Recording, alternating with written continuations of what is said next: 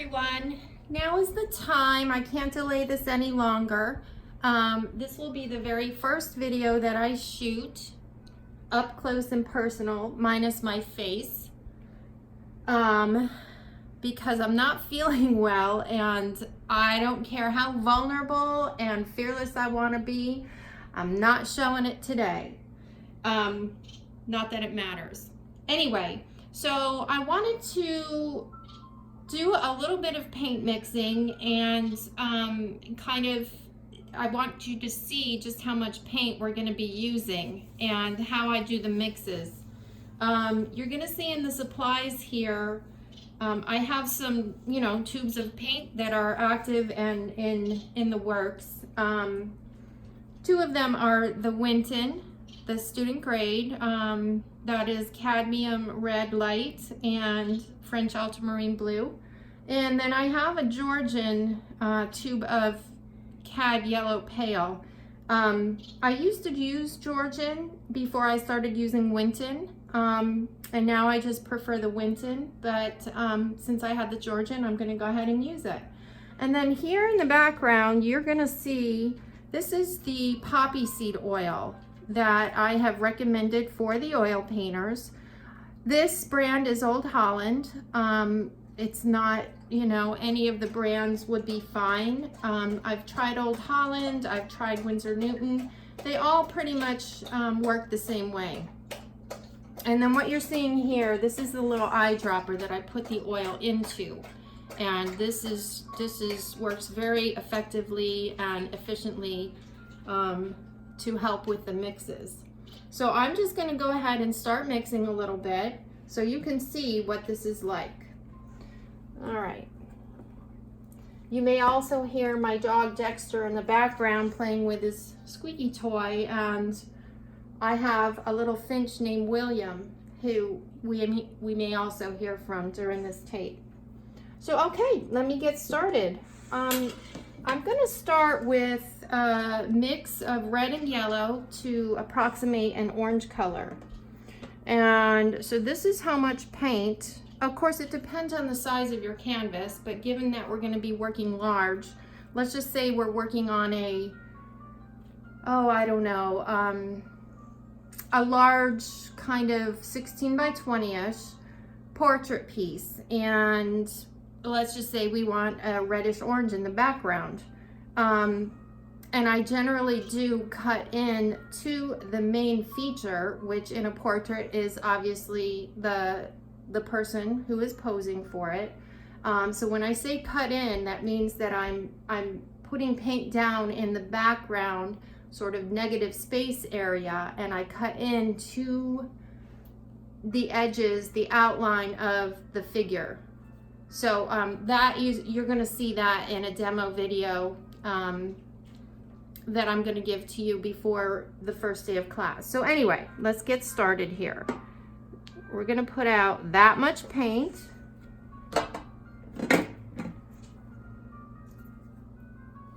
Okay, here's the red, here's the yellow. Okay, and I'm going to go ahead, and this takes a while to get to know how much oil you like to use in your mixes. Actually, before I put this in, I'm just going to show you. Here is the paint without the oil in it. You can see there's no way to make it, well, it does drop off, but you kind of have to, it's kind of like it's kind of like a cream cheese consistency. Okay, which is fine. However, for me, I really enjoy using the oil. It helps it spread better. And I don't know if you can see that.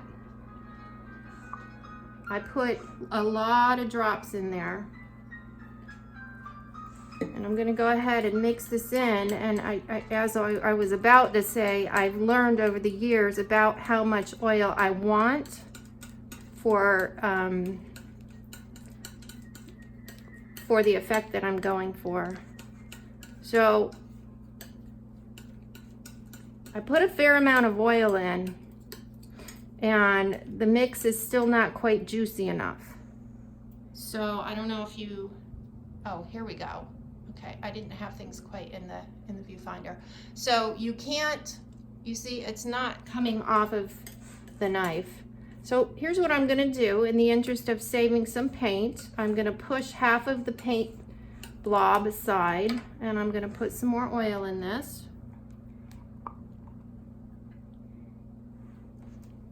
Make sure you can see this. I think so. Okay, and I'm gonna mix it again. Just mix it in. And as it gets closer to the consistency that I'm looking for, it's gonna look shinier. Okay, this is still a little too pasty for me. Another big, huge dollop of oil.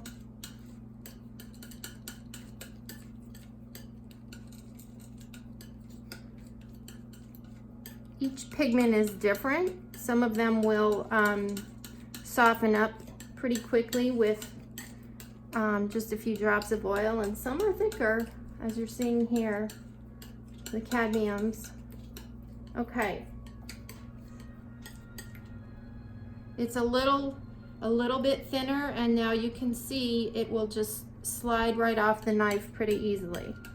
So at this point, I'm gonna go ahead and add my yellow. I'm gonna take half of it and start just sort of mixing it in here. There's only a slight variation between the tube red and this tube yellow in the mix that I'm making. So I'm gonna add some more yellow, in fact, all of it. Okay, and now I'm gonna add some oil.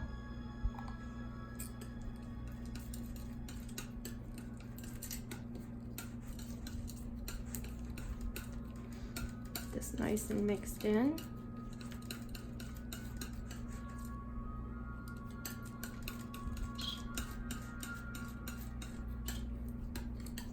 Okay, and because I want it a little bit brighter, I'm going to add some more yellow.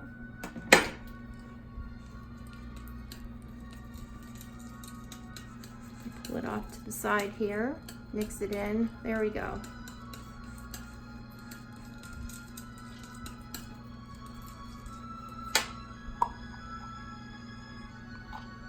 A bit more oil. And there we have it. Now,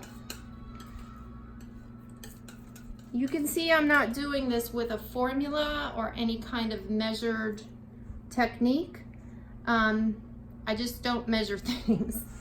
I'm almost completely right-brained, and I paint, and I mean, my painting process is quite intuitive, and I just kind of go with the flow. Anytime I stop to try to analyze things, it interrupts the passion that I feel, the excitement that I want to maintain.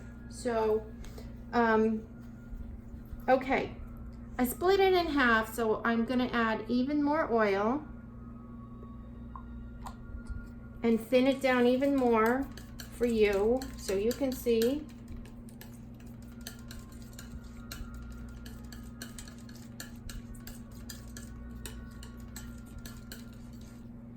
And now it just really just drips right off of the knife.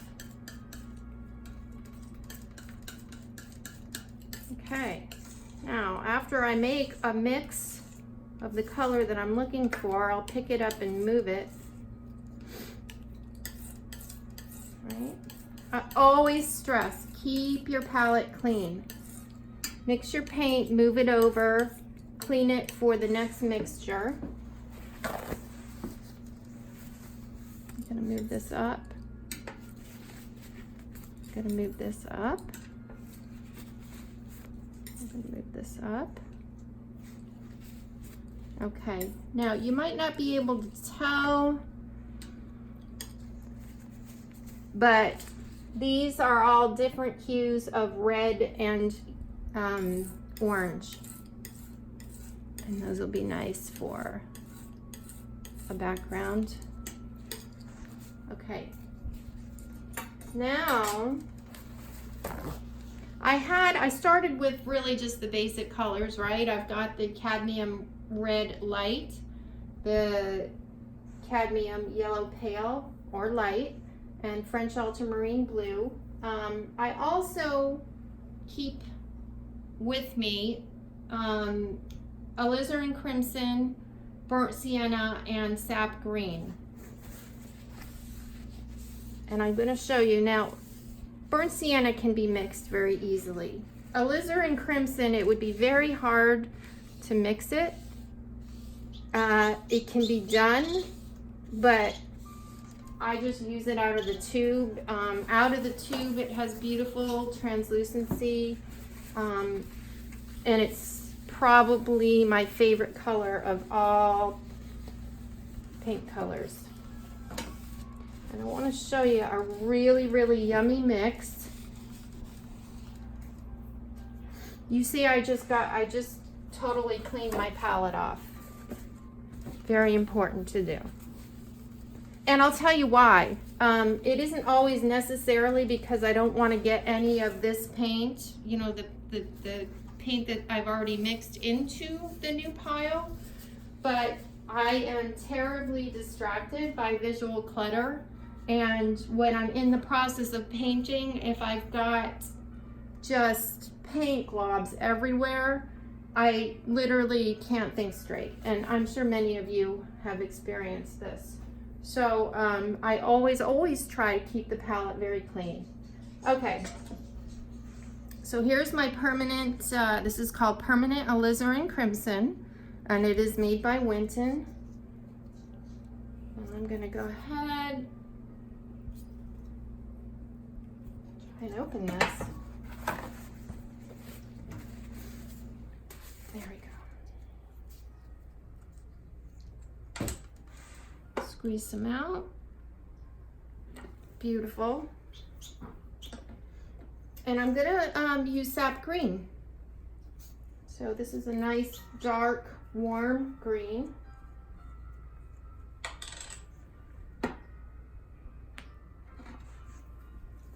So there they are.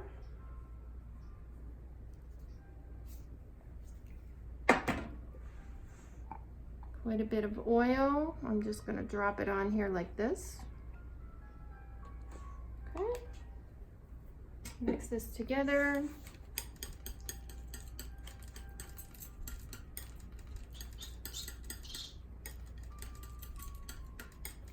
And you can see there's a lot of different ways you can go with this, pushing and pulling. You can do a half and half mixture, which again, I don't really measure. But if you do, that is a good way to start, to split each little dollop that you've put down into, and then bring them to the center and make the new mixture. So what I've just done here, I have a nice kind of a dark green. If you can see that, I'll thin it out right here on the palette. You can see it as I spread it around. Okay, I love it, it's yummy. I think I'd like a little bit more oil in it.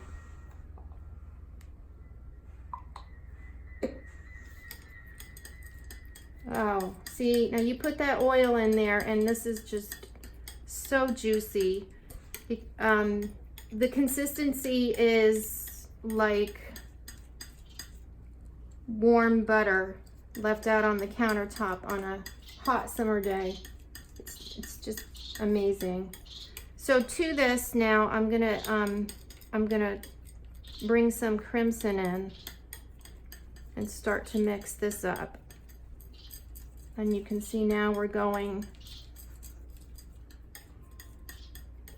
toward a reddish brown.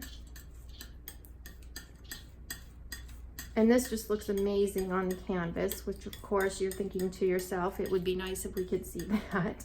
But I am going to demo that. demo these mixes. I'm gonna actually use these dollops and these mixes of paint in the next demo that I do for you. But for today, I just wanted to show you how I do my mixing. I used to pre-mix everything before I started painting, and I would love the process so much. You know, and when I first started teaching, I taught that way. You know, we would spend an hour or an hour and a half just mixing ahead of time. It's important, you know, because you have to get used to,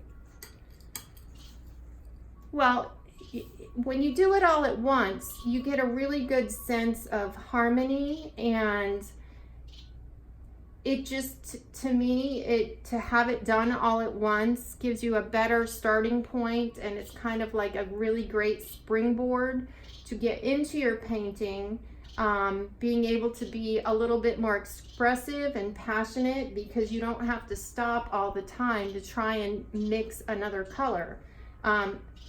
That said, you know, you mix things in the beginning, but then you have to make adjustments. So it happens, but it's great when you have everything right out in front of you, ready to go. So anyway, well, I'll play with this a little bit more, okay? And now for fun, I'm gonna pull in some of this orange. This is amazing.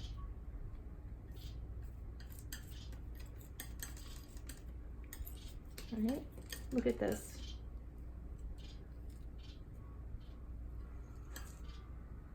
I don't know if you can see it on the knife here, but it's just a gorgeous, gorgeous kind of marbly effect. Really awesome. Now, another little tidbit here. When you're mixing color, when you're mixing dark color and you're not sure which way the hue, which basically means the you know, the basic inherent color, if you're not sure which way that's leaning, you're just going to add a little bit of white to it. Okay, so let's just take this. I know this to you, this big blob right here probably just looks like close to black. Or add a little bit of white. Mix it in.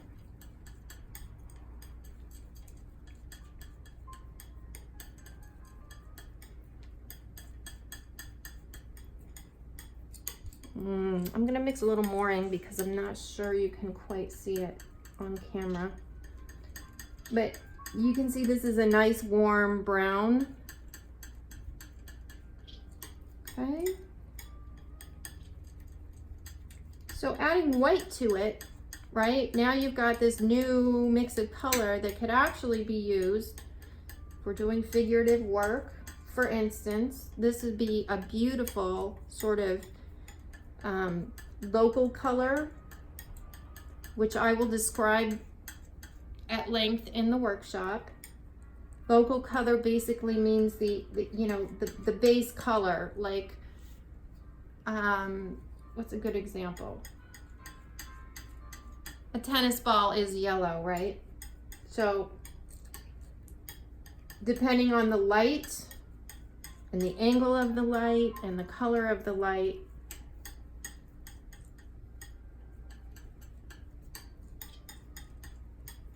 that will affect what I'm trying to describe as local color. Anyway, lost my train of thought here. So that is, in essence, the amount of paint that you're going to be using, the amount of oil that you're going to be using, and this is the knife that, you know, Liquitex sells this. However, as I have emailed you all, it's getting harder and harder to find Jerry's Artorama having these knives in stock and available. So this here, Master's Touch, I got this from Hobby Lobby. I use this a lot for color mixing. I also have this one, which again can be purchased at Hobby Lobby. This is a Liquitex, but Hobby Lobby now has the exact same knife. And let's just say I want to mix all this together. I'm going to pick it all up. You see how effective this big knife is. And it, you know, oh, okay, so this is amazing here. Let me see if I can zoom in on it.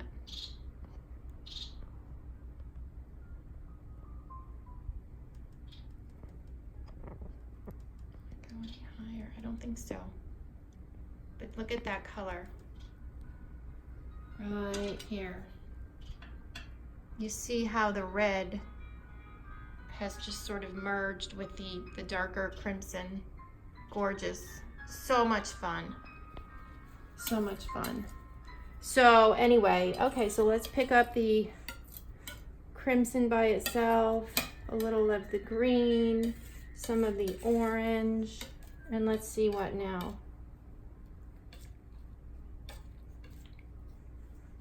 Again, just a gorgeous mix. Experiment with your oil.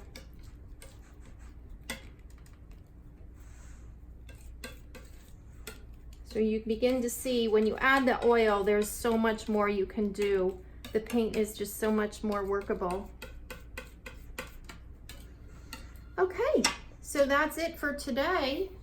I am going to now shoot something that is going to focus on acrylic paint and how to mix and effectively get